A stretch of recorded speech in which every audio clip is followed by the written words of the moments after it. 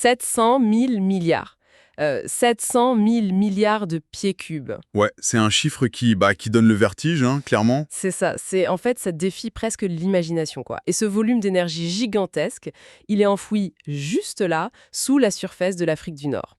Donc aujourd'hui, on se lance dans un décryptage d'une pile de documents stratégiques assez récents, Mhm. des rapports algériens surtout. Voilà, des rapports qui nous révèlent comment le pays compte débloquer cette réserve massive de gaz non conventionnel et surtout pourquoi l'avenir énergétique de tout le continent européen pourrait bien en dépendre. Ce qui est ce qu'il y a de fascinant dans ces sources, pour le coup, c'est qu'elles ne parlent pas juste d'un simple gisement de gaz. Non, c'est bien plus vaste, exactement.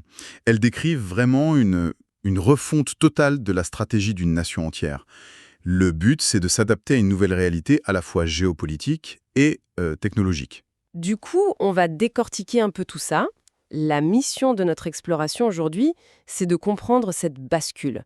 En fait, pourquoi ouvrir soudainement les portes aux immenses conglomérats internationaux? Mhm. Quels sont les obstacles techniques?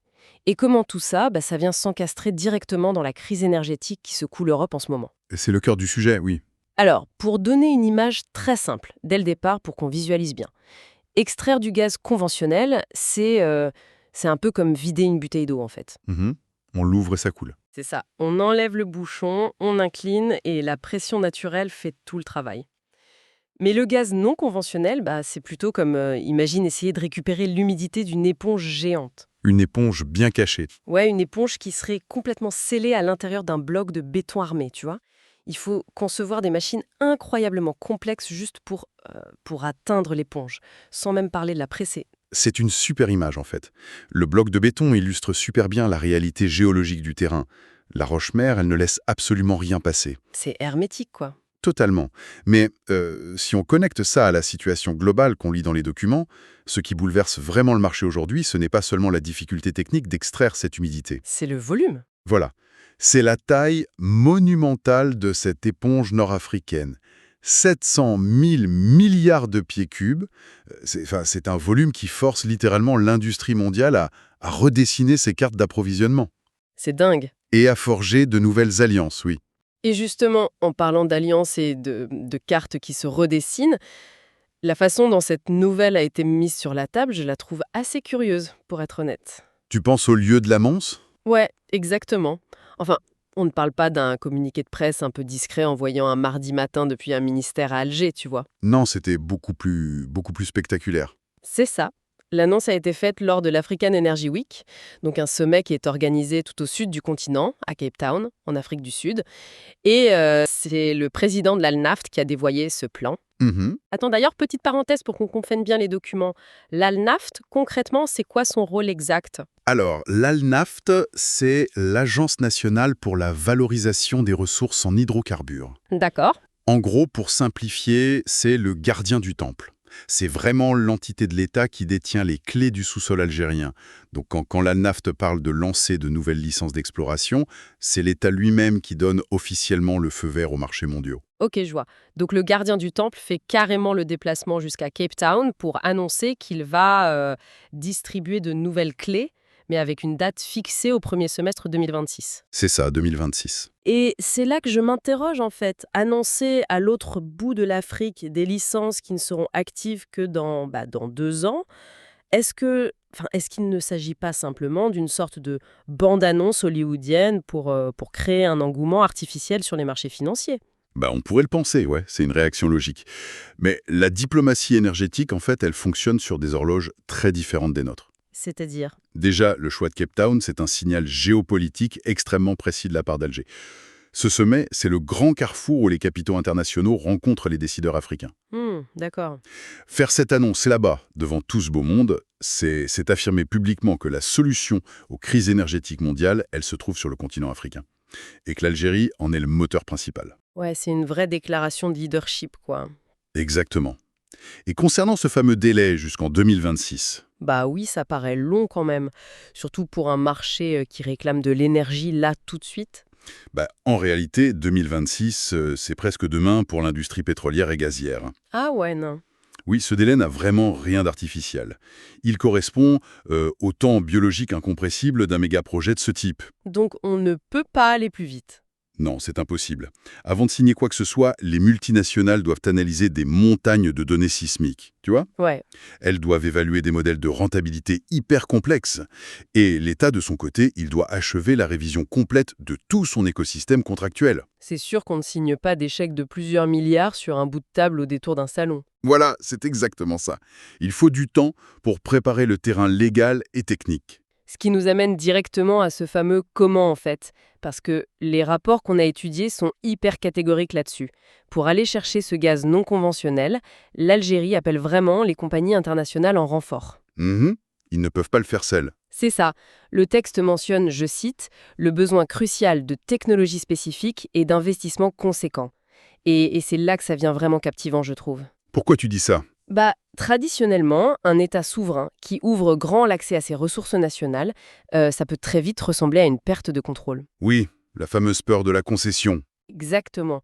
Pour reprendre une petite analogie, c'est comme si tu découvrais un coffre-fort géant rempli d'or dans la cave de ta propre maison, mais le mécanisme est tellement complexe, tellement pointu qu'il faut faire venir le seul serrurier au monde qui est capable de l'ouvrir. Et ce serrurier, il ne travaille pas gratuitement. Voilà, il va forcément demander une énorme part du butin. Donc ma question en lisant ces rapports, c'est comment l'Algérie gère cette tension hyper délicate entre le pragmatisme industriel et sa propre souveraineté. Ton analogie du serrurier, elle soulève vraiment la bonne question. C'est la question du rapport de force. Hmm, Mais il faut vraiment comprendre ce qu'implique techniquement ce fameux gaz non conventionnel. Contrairement à un puits classique où tu perces verticalement, tu fais un trou et le gaz remonte tout seul. Oui, la bouteille d'eau de tout à l'heure. C'est ça. Ici, on est sur une autre planète. Il faut forer à des milliers de mètres de profondeur. Puis, une fois en bas, il faut courber le forêt pour percer horizontalement sur des kilomètres. Attends, courber le forêt sous terre. Ouais, à l'intérieur même de la roche compacte. C'est ce qu'on appelle souvent la fracturation, non? C'est bien ça? Exactement. La fracturation hydraulique. Parce qu'une fois que tu as fait ce trou horizontal, il faut injecter de l'eau, du sable et des additifs chimiques. Et tout ça à des pressions littéralement titanesques. Pour casser la roche. Voilà, pour briser la roche et libérer les molécules de gaz qui sont emprisonnées dedans.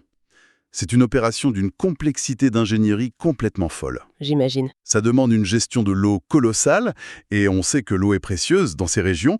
Ça demande des équipements ultra sophistiqués, et surtout, ça coûte une véritable fortune. Et donc le pays ne veut tout simplement pas supporter ce coût tout seul. C'est trop lourd. En fait, il ne s'agit pas seulement du coût initial, il s'agit surtout du risque. Ah, le risque d'échec. Exactement. Dans l'exploration du non conventionnel, tu peux très bien dépenser 15 ou 20 millions de dollars pour forer un puits expérimental et t'apercevoir à la fin qu'il ne produit absolument rien. Ouch, donc 20 millions perdus, juste comme ça. Partis en fumée, ce sont des fonds totalement perdus. Donc, en faisant appel aux grands conglomérats internationaux, le pays ne cède pas son or, pour reprendre ton image. D'accord. Il fait quoi alors? Il demande au fameux serrurier de financer lui-même la fabrication de la clé. Oh, je vois. De prendre le risque financier si la clé se casse dans la serrure. Tout en définissant bien à l'avance et par contrat comment le contenu du coffre sera partagé une fois ouvert. Ah, d'accord.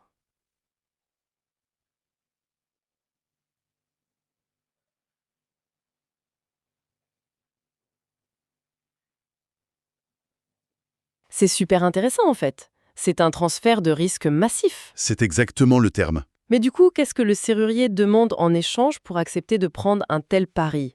Parce qu'ils ne sont pas philanthropes non plus. C'est là que le cadre légal dont parlent les rapports entre en jeu. Tout à fait. C'est la clé de voûte de toute cette stratégie. L'analyse détaillée des documents montre que l'Algérie prépare un cadre juridique et financier qui sera beaucoup plus clair et surtout beaucoup plus transparent. Donc pour rassurer les investisseurs. Ouais, ce n'est pas du tout une concession de faiblesse de la part de l'État, tu vois. C'est vraiment un mécanisme d'assurance qui est indispensable. Parce que pour une multinationale de l'énergie, le pire ennemi, ce n'est pas la géologie complexe. Non, désaccord. Non, l'ingénierie, ils savent faire. Le vrai cauchemar, c'est l'instabilité politique ou fiscale. Ah, c'est clair. Parce que si une entreprise investit, je sais pas, 10 milliards de dollars pour installer toutes ces foreuses horizontales, et qu'au bout de 3 ans, les taxes locales doublent soudainement, ou les règles changent... L'entreprise est ruinée, tout simplement. Le projet devient déficitaire du jour au lendemain. Ouais. Donc ce nouveau cadre réglementaire, qui doit voir le jour d'ici 2026, il sert d'assurance contre l'arbitraire politique. L'État garde la souveraineté complète sur sa ressource, ça les rapports insistent bien là-dessus, Mhm. mais il s'engage par contrat à maintenir des règles du jeu stables sur la durée. Et c'est ce compromis très précis qui permet en fin de compte de transformer une ressource géologique hyper inaccessible en un projet économique viable. C'est un vrai changement de paradigme, en fait. Complètement. On sort d'une logique de nationalisme fermé protecteur pour entrer dans une logique de partenariat à très haut niveau technique. Ok, donc si on récapitule un peu ce que ça signifie pour la suite de l'opération. On a l'ambition politique, on a la technologie qui va être apportée, et on a le cadre légal qui se met en place pour rassurer les portefeuilles étrangers. C'est ça. Le décor est planté. Donc techniquement, le gaz va finir par sortir de la roche. Et c'est là que les documents deviennent vraiment stratégiques. Une ressource énergétique n'a de valeur que si elle peut être consommée. Si on peut la vendre, oui. Exactement. Il faut l'acheminer jusqu'au client. Et là, les rapports pointent vers un atout algérien qui semble absolument décisif. Les infrastructures qui sont déjà là. Sur place. On parle d'un réseau immense de gazoducs et d'usines de gaz naturel liquéfié, le fameux GNL. Et c'est précisément ce détail qui change tout le narratif de ce dossier. Vraiment. Ah oui. Si l'on regarde la situation dans son ensemble aujourd'hui, cette infrastructure existante, elle a presque plus de valeur stratégique que le gaz lui-même. Attends, plus de valeur que 700 000 milliards de pieds cubes d'énergie, tu es sûr? Dans le contexte géopolitique actuel, oui, absolument. Parce que la monnaie la plus forte dans l'industrie de l'énergie en ce moment, ce n'est pas le gaz, c'est le temps. Le temps. Oui. Plus précisément, le temps d'accès au marché. Tu vois, découvrir du gaz au milieu de nulle part, c'est bien, c'est super. Mm. Mais si tu dois construire un gazoduc transfrontalier de plusieurs milliers de kilomètres, ou pire, bâtir de zéro une usine de liquéfaction géante pour refroidir ce gaz à moins 160 degrés et le mettre sur des navires. C'est des années de travail. C'est 10 ans de travaux minimum. C'est des négociations infinies sur les droits de passage avec les pays voisins. Et c'est surtout des dizaines de milliards de dollars d'investissements supplémentaires avant même d'avoir vendu la première molécule. Ah, je comprends. C'est un peu comme si une entreprise voulait construire une méga-usine d'avant-garde. Mhm. Si elle décide de la construire au beau milieu du désert, il faut d'abord goudronner 500 km de route, tirer les lignes électriques, avant même de pouvoir expédier le tout premier produit. C'est exactement ça. Métaphore parfaite. Et cette autoroute, dans le monde réel, ce sont les gazoducs transméditerranéens. Ceux qui existent déjà. Voilà. Ils relient déjà physiquement l'Algérie au sud de l'Europe. L'Italie, l'Espagne notamment. Sans oublier les terminaux côtiers de GNL qui sont déjà opérationnels. Ça change la donne pour les investisseurs, j'imagine. Pour un investisseur international qui passe ses journées à calculer et réduire ses risques, cette configuration, c'est un argument imparable. Dès que les nouveaux puits non conventionnels seront raccordés au réseau national algérien, l'énergie pourra traverser la Méditerranée presque instantanément. Ce qui résonne particulièrement fort quand on pense à la conjoncture européenne actuelle, C'est le moins qu'on puisse dire, oui. parce que quand on entend parler de la crise énergétique de l'Europe aux infos en général, on a souvent en tête, je sais pas, les champs d'éoliennes en mer du Nord ou les pétroliers qui viennent du Moyen-Orient. Mais ces rapports montrent très clairement que plusieurs pays européens ils cherchent désespérément à diversifier leur approvisionnement. Ils n'ont pas le choix, en fait. C'est ça. Ils ont besoin de volume et ils en ont besoin rapidement. L'Europe, en ce moment, elle traverse une transition énergétique qui est extrêmement douloureuse et très incertaine. Hmm. Elle cherche des partenaires qui sont à la fois proches géographiquement et capables d'injecter des volumes massifs dans les réseaux européens existants. Le but, c'est de compenser toutes les ruptures géopolitiques qu'on a connues récemment.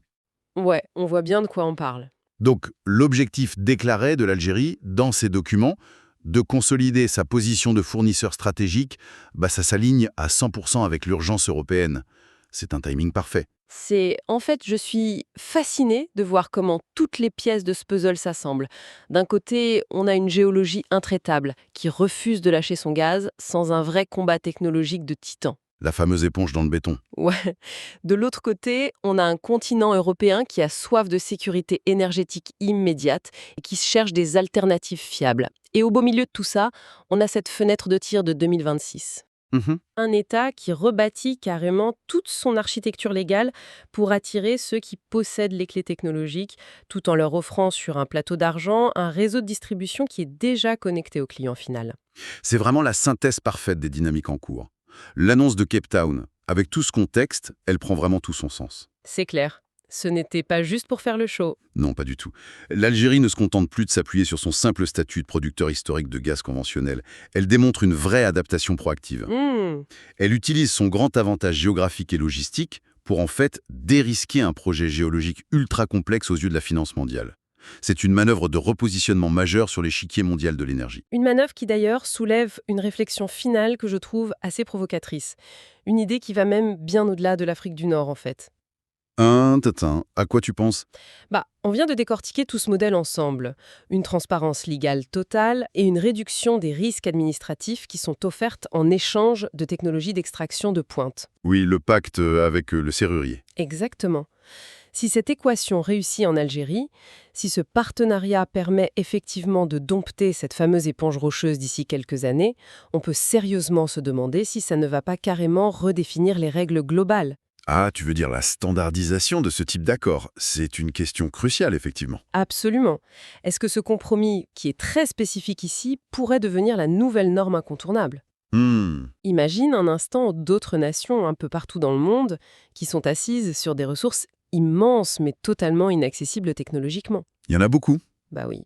Vont-elles devoir copier ce modèle de transparence juridique radicale pour survivre sur le marché mondial? Ce qu'on observe avec ces quelques rapports, au final, c'est peut-être l'ébauche du nouveau manuel de survie énergétique pour la décennie qui vient. C'est très possible, oui. Une dynamique où la souveraineté, ça ne consiste plus à fermer les frontières et à s'isoler, mais plutôt à savoir négocier l'accès à la technologie avec intelligence. En tout cas, il y a toujours plus à découvrir sous la surface. À bientôt pour une nouvelle plongée au cœur de l'information.